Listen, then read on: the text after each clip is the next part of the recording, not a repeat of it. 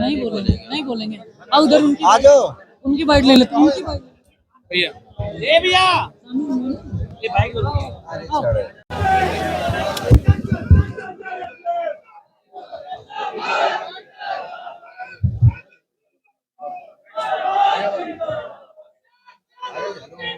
Hello hello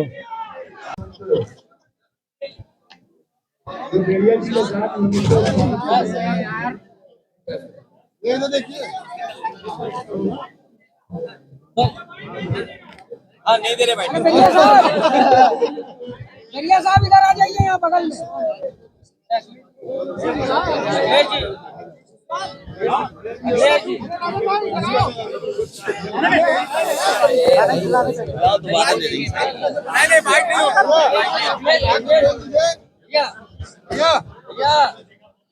नहीं bike नहीं नहीं बाइक नहीं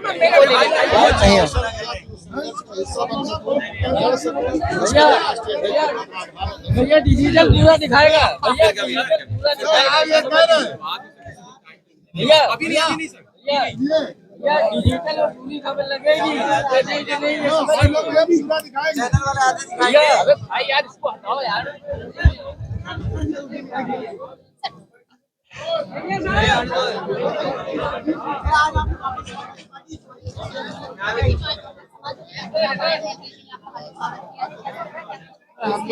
हम लोग शुरू से समाजवादी है, हमारे पिताजी और थोड़ा नहीं था।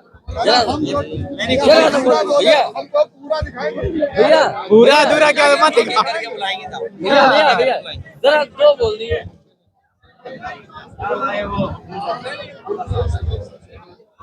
आओ, आ जाओ।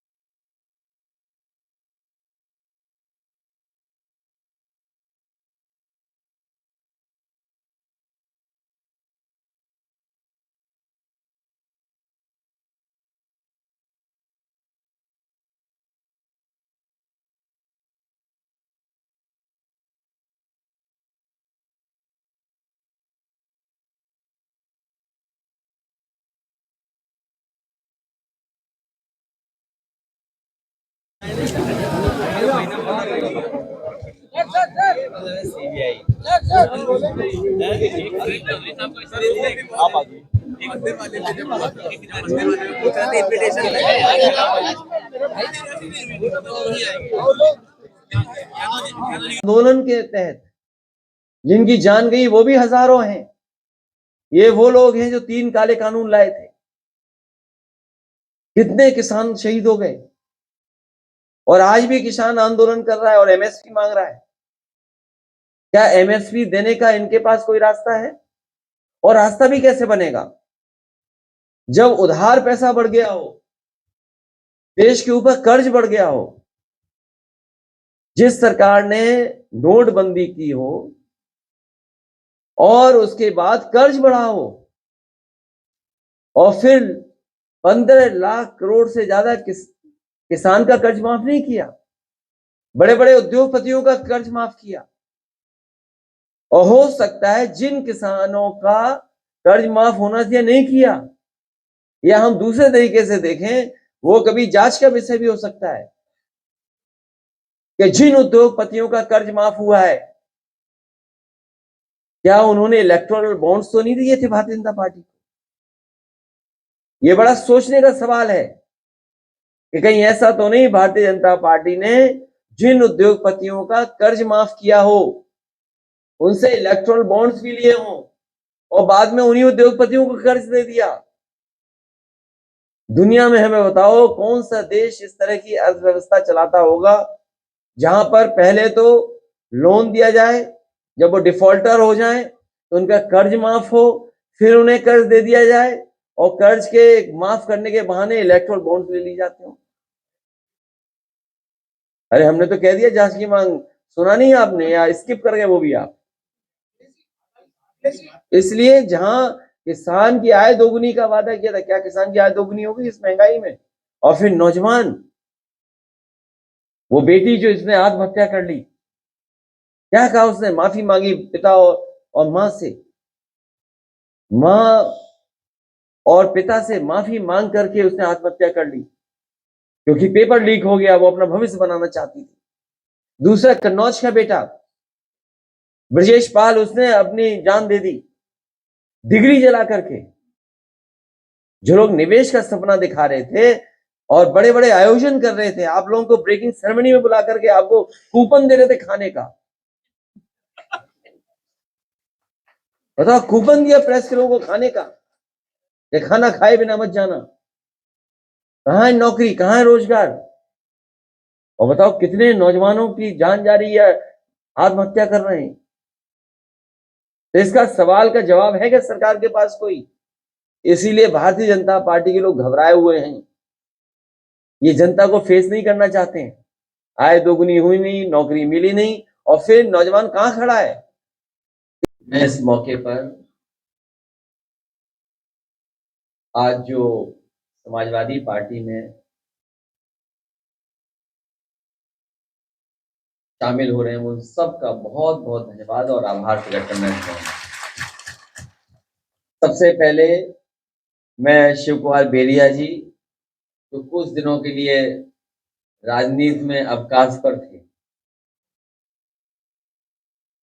समाजवादियों से थोड़ी दूरी बना ली थी क्योंकि वो समाजवादी थे, इसे दोबारा समाजवादी पार्टी में आ गए। मैं उनका, उनके साथ जितने भी सहयोगी साथी, उनका बहुत बहुत धन्यवाद देता हूँ।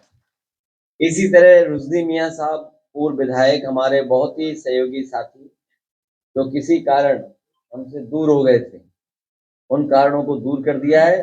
रुश्दी अम्मा भाई अब हमारे साथ हैं, उनका भी बहुत धन्यवाद। उनके साथ तमाम सहयोगी साथी, उनका भी। अतर खां साहब, राम मिलन भारती जी, अंकित शर्मा जी, जो बहुत दूर से चल करके आए मेरठ से, और इनके साथ बहुत जिम्मेदार लोग, बहुत प्रतिष्ठित, बहुत सम्मानित लोग जो आज समाजवादी पार्टी में शामिल हो रहे हैं, मैं उन सभी लोगों का बहुत बहुत स्वागत करता हूं, बधाई देता हूं। और मुझे उम्मीद है कि आने वाले समय में जो समाजवादी पार्टी लड़ाई लड़ रही है, उस संघर्ष में हमारा सहयोग करेंगे अपने तमाम सहयोगी और साथियों के साथ। बहुजन समाज पार्टी के जो कोऑर्डिनेटर रहे, जो मरियागंज और सिद्धार्थनगर इलाके में और आसपास क्षेत्र में बहुत जिम्मेदारी से जमीन तक बहुजन लोगों की आवाज पहुंचाने का काम करते रहे, मेहनत कर करके लोगों को जोड़ा उन्होंने, मैं उनका बहुत बहुत धन्यवाद और स्वागत करता हूं। साथ ही राजा राजकुमार सिंह जी, जो जिनके पिता नेताजी के साथ बहुत लंबे समय रहे और लंबे समय समाजवादी पार्टी से जुड़े रहे, किन्हीं परिस्थितियों में हम लोग साथ नहीं रख पाए उनको, जिसकी वजह से हम लोगों के दूर चले गए थे। रितेश कुमार जी आज फिर समाजवादी पार्टी में शामिल हैं। हमें उम्मीद है इस आने वाले समय में हमारा पूरा सहयोग और मदद करने का काम करें। और इनके सहयोगी साथी जिनके मैं नाम नहीं पढ़ पा रहा हूँ, बड़ी संख्या में इस ऑडिटोरियम में, मैं एक एक साथी का बहुत बहुत धन्यवाद और आभार प्रकट करता हूँ।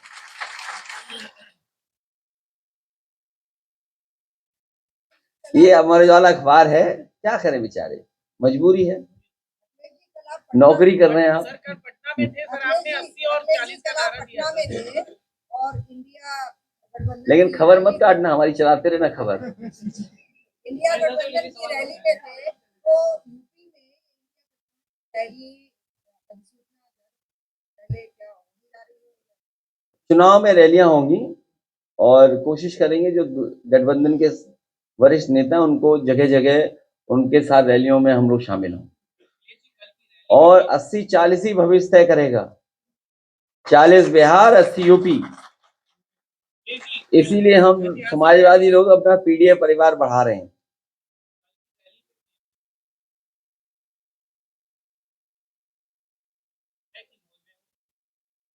देखिए, परिवार में बहस बीजेपी को इसलिए नहीं करनी चाहिए। बीजेपी संकल्प ले कि किसी भी परिवार वाले को टिकट नहीं देगी और किसी भी परिवार वाले से वो वोट नहीं मांगेगी।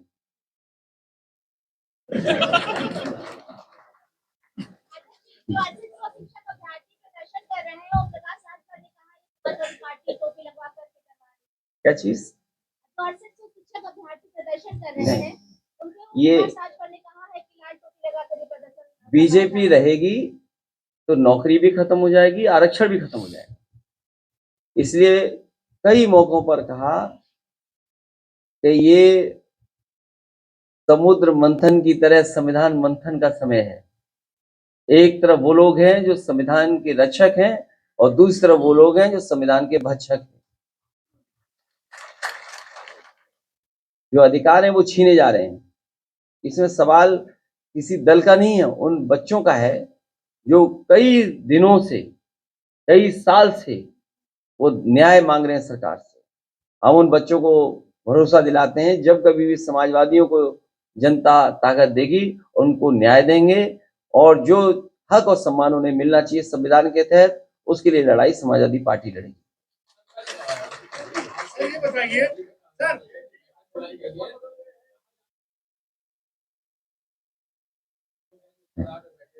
नहीं, वो आपको स्टेट ऑफिसर क्या पता करना चाहिए गाड़ियां कितनी तैयार हो गई हैं, तो उससे आपको पता लग जाएगा मंत्री कितने बनने जा रहे हैं। राजभर जी ने बोला है कि जो लड़के धरना दे रहे हैं दलित तो पिछड़े, वो लाभ खाने लायक है।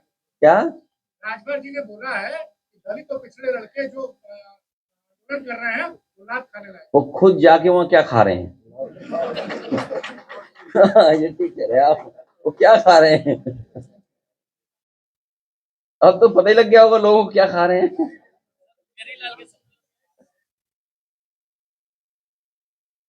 चलिए, मैं प्रेस के साथियों का धन्यवाद देता हूं, लेकिन प्रेस की साथियों इस महंगाई में आय दोगुनी हो गई। 1 लाख किसान ने आत्महत्या की है अभी तक, जब से भारतीय जनता पार्टी की सरकार आई है। दुनिया में शायद इतना कर्ज किसी देश के ऊपर नहीं होगा। कर्ज उद्योगपतियों को दिया, उद्योगपतियों का कर्ज माफ कर दिया। और फिर ये जो घटना हुई थी तेजिंदर ब्रिक की, तो जान बच गई तेजिंदर ब्रिक की, उसकी भी जान चली जाती। और उन्हीं जिन पे आरोप थे, बताइए, टिकट दे रहे हैं। तो इससे किसान का क्या भला होगा? इससे जनता को समझ लेना चाहिए कि भारतीय जनता पार्टी कैसी पार्टी है। अब पार्टी विद डिफरेंस यही है कि जो चाहो सो करो और हम तो आपके साथ हैं।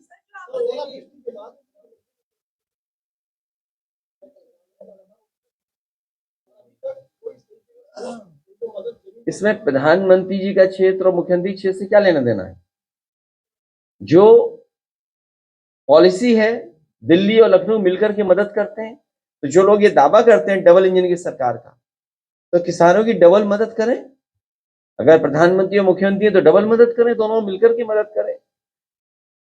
भारतीय जनता पार्टी ने एक अभियान शुरू करा है, सत्ता का चुनाव अभियान है, उसमें आप क्या सुझाव देंगे? तुम क्या सीबीआई के चक्कर में पड़े हो? हैं?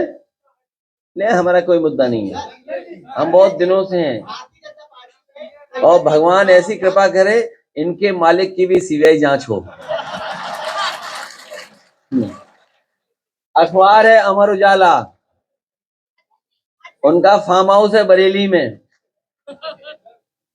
और कारोबार है कहीं और भी। ये सवाल का जवाब ही है। जब बात किसान की चल रही तो सीबीआई क्यों ले आए आप? हे भगवान, इनकी जरूर जांच हो।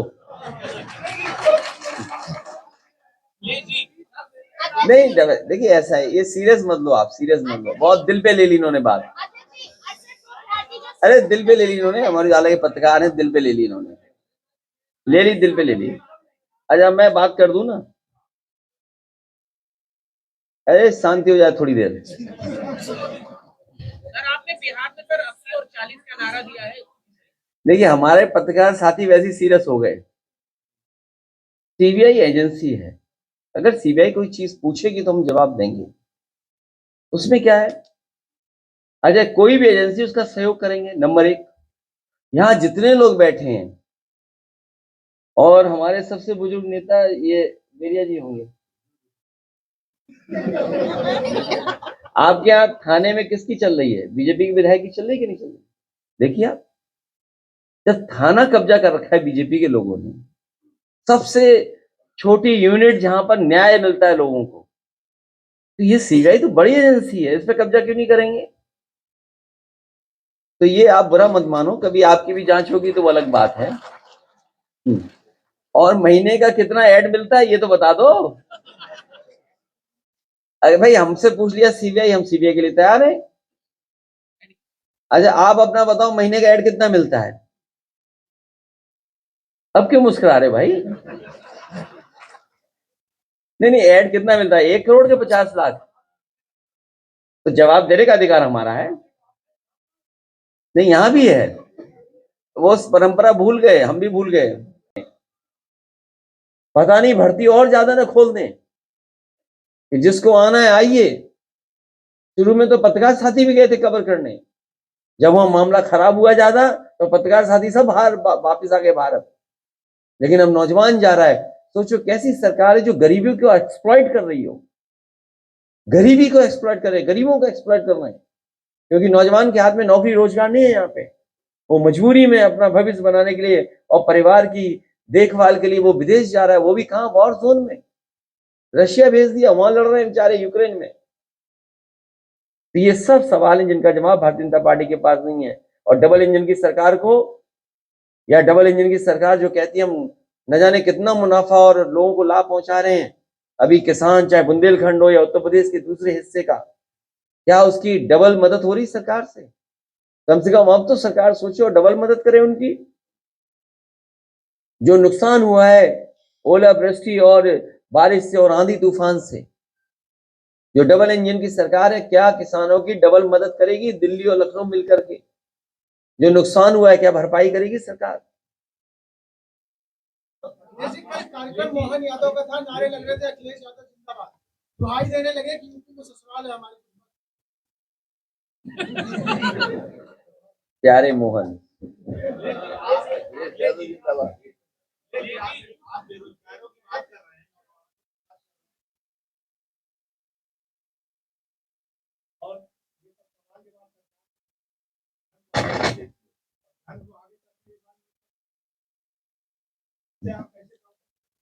जो इन सवालों का जवाब आज नहीं दे रहा है, उससे बड़ा कोई अधर्मी नहीं हो सकता।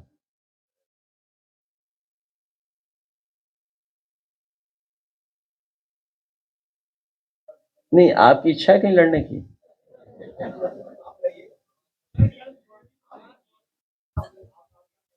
बहुत जल्दी तय हो जाएगा सब।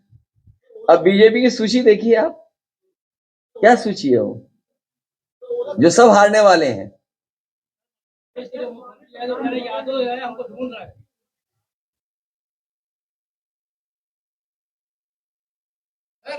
सर एक वीडियो वायरल है बाराबंकी के सांसद का। नहीं, जो बात आप कह रहे हो, सर वो बाराबंकी के मौसम बदल गया। सर, और ये वीडियो वायरल हो रहा है, बाराबंकी के सांसद का वीडियो बताया जा रहा है, वायरल हो रहा है। क्या है, मैं सुना नहीं। बाराबंकी के एक सांसद का वीडियो किस पार्टी के हैं? किस पार्टी के? भाजपा के। मैंने देखा नहीं ना, मुझे जानकारी इस बारे में नहीं, मेरी जानकारी में नहीं है। नहीं, मेरी जानकारी में नहीं है सब बात। नहीं,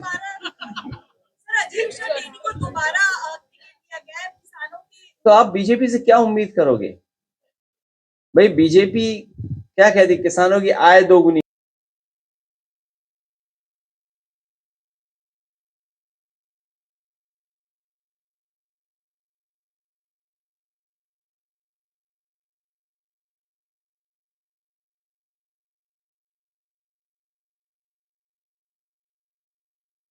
ये सब मैंने जब आपके साथियों ने मुझसे सवाल पूछा था, ये बहुत पुरानी ट्रिक है और बीजेपी होशियार है। बीजेपी और बीजेपी के जो थिंक टैंक बड़ा होशियार है, कब कौन सी चाल चलनी है, कब ढाई चाल चलनी है, कब प्यादा चलना है। लेकिन हमारे पास बहुत सारे वजीर हैं, आप इनको पहचानते हैं? वो प्यारे मोहन हैं। इसलिए मैं कहना चाहता हूं ये सब ओल्ड ट्रिक्स हैं। जब समाजवादी पार्टी अपना पीढ़ी परिवार बढ़ाने में जुट गई तो इस लड़ाई को कैसे कमजोर किया जाए, कैसे ध्यान हटाया जाए, कैसे डिस्ट्रैक्ट किया जाए, उसका वो रास्ता अपना रहे हैं। लेकिन आपको दूसरा पहलू देखना चाहिए कि भारतीय जनता पार्टी के अपने ही लोग जिन्हें टिकट दी कोई ना कोई बहाना ढूंढ रहे हैं, कोई ना कोई तरीका बता रहे हैं या कोशिश कर रहे हैं कि उन्हें टिकट ना मिल जाए। इससे ज्यादा कमजोर भारतीय जनता पार्टी कब रही होगी जब उनके ही लोग पार्टी या टिकट को छोड़ करके जा रहे हों। और फिर भारतीय जनता पार्टी को याद रखना चाहिए कि सिर्फ पेपर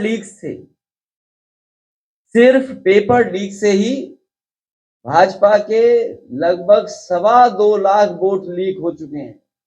इसकी भरपाई कहां से होगी? कितने वोट लीक कर गए उनके? 2.25 लाख। और भारतीय जनता पार्टी को कम से कम जनता का ये जवाब देना चाहिए कि अगर हम आंकड़े ठीक तरीके से जनता को समझा ले जाएंगे तो जनता के सामने क्या जवाब होगा भारतीय जनता पार्टी का पास कि 1 लाख किसान आत्महत्या कर चुका है जब से भारतीय जनता पार्टी सरकार में आई है। 1 लाख किसान